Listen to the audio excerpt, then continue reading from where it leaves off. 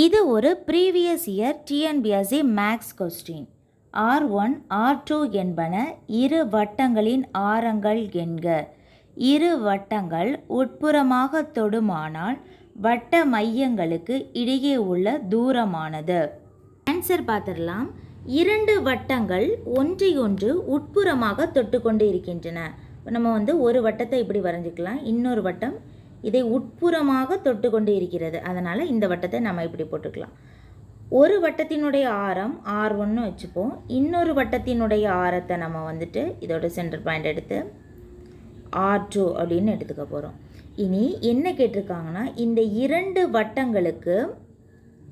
இரண்டு வட்டங்களினுடைய மையம், இது ஒரு மையம், இது ஒரு மையம், இந்த இரண்டுக்கு இடைப்பட்ட தொலைவு எப்படி இருக்கும் அப்படின்னு சொல்லிட்டு கேட்டிருக்காங்க. அப்போ நம்ம என்ன பண்ணணும்னா, ஒரு வட்டத்தினுடைய ஆரம் R1, இன்னொரு வட்டத்தினுடைய ஆரம் R2.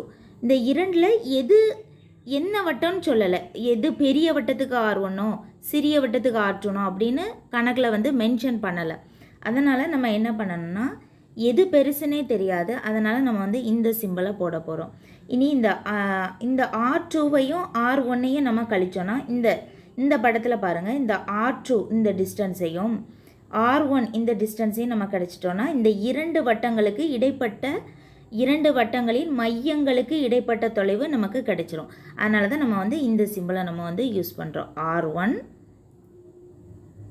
எதுவும் R1ஓ R2ஓ எது வேணாலும் இதில் பெருசாக இருக்கலாம் அப்படிங்கிற சிம்பிள்.